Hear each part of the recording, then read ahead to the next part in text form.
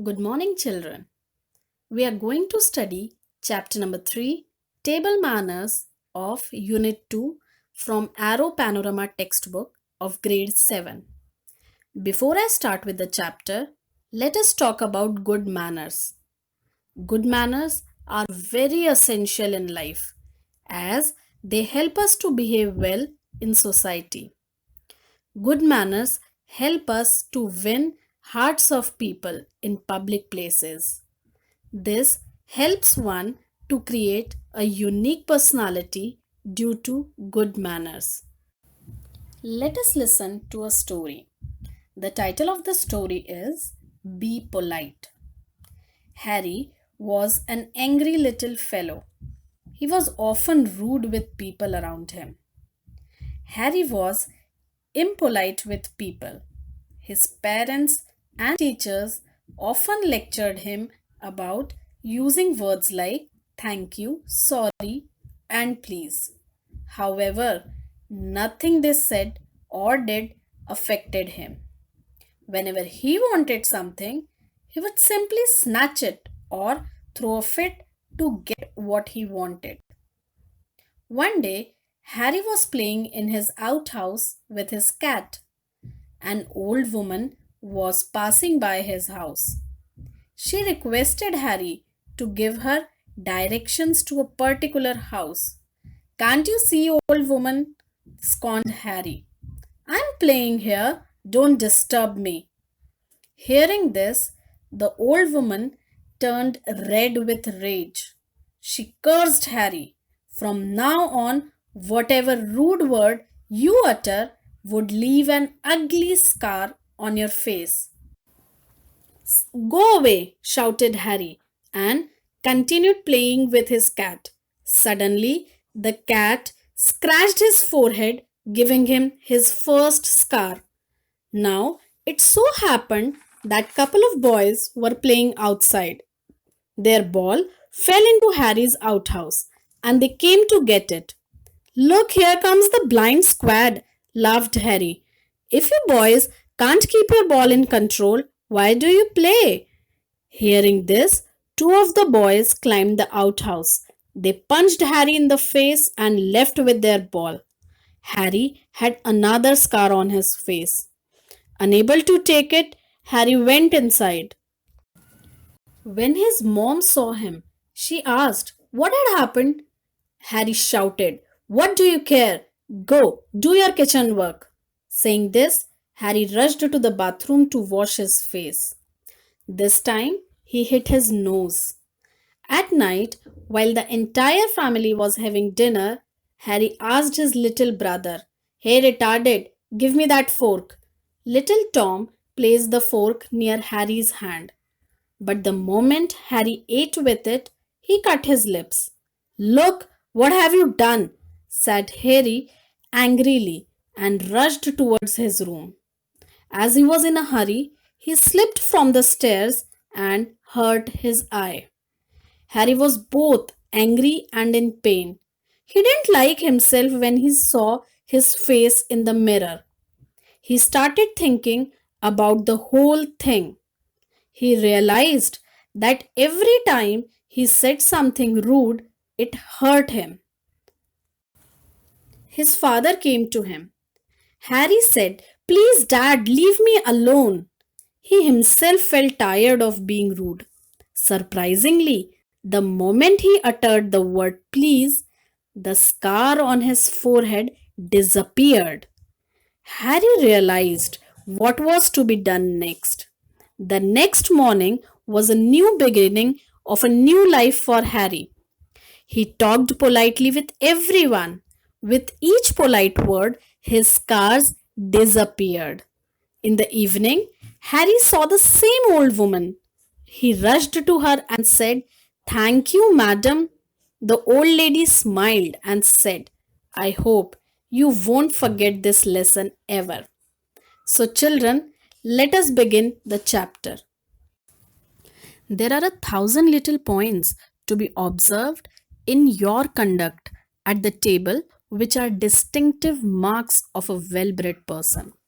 There are many small things to be noticed to present yourself as a well-bred person. So here, conduct is a noun which means behavior. Distinctive is an adjective which means differentiating. Its noun form is distinction and adverb form is distinctively. Well bred is a compound adjective which means a person who's properly trained and educated. For example, a well bred man confesses his fault politely. So, children, we need to be observant enough to reflect our good manners on the people around us. Try to sit easily and gracefully, but at the same time, avoid crowding those beside you. We have to sit in an easy and graceful manner. Good posture speaks well of you. Let others also feel comfortable while eating. Here, easily is an adverb whose noun form is ease. Avoid is a present verb. Avoided is the past form and again avoided is the participle form respectively. Its noun form is avoidance. If in the leaves of your salad or in a plate of fruit you find a worm or insect, pass your plate to the waiter without any comment and he will bring you another. How do you react when you find a worm or insect in your food? You shout and make funny faces. This is one normal reaction. Do you know? It is termed as bad manners. You are embarrassing your host or hostess. How do you have to behave? You just have to pass your plate to the waiter for a replacement. Isn't it easy to follow? Remember this the next time you visit someone for a meal. Waiter is a masculine gender. Its feminine gender is waitress. Be careful to avoid the extremes of gluttony or over daintiness at table. Children, we should avoid being greedy or being fussy while eating.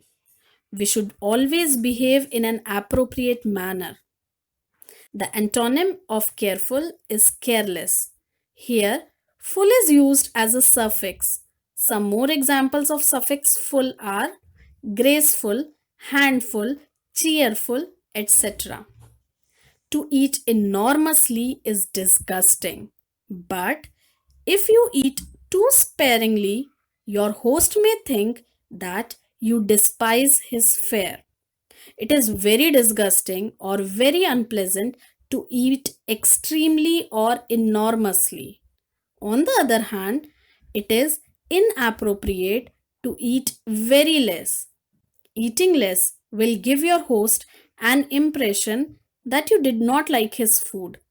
So, children, whenever we are invited for a meal, it is good manners to eat in a sufficient quantity. Here, enormously and sparingly both are adverbs. Despise is a verb. Put your napkin upon your lap, covering your knees.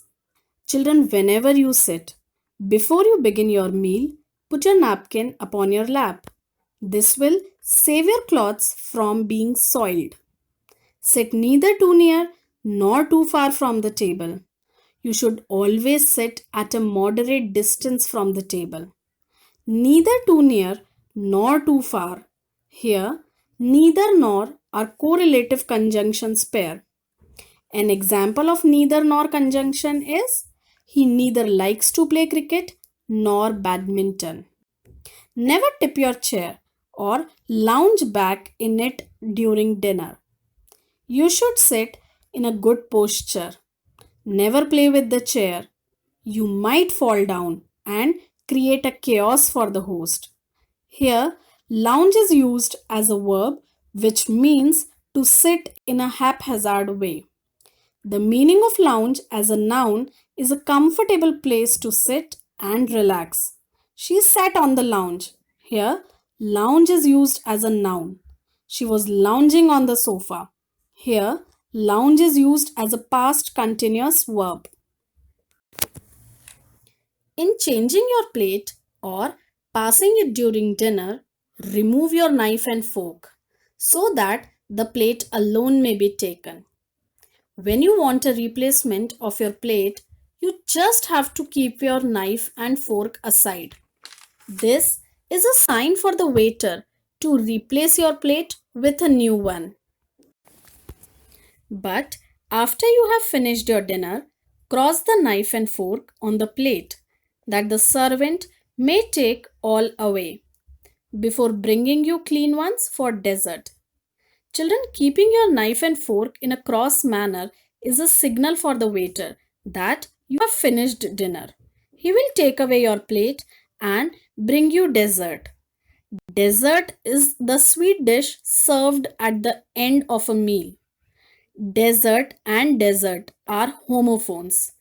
Desert, desert, means to leave or abandon, wherein dessert, desert, means a sweet treat.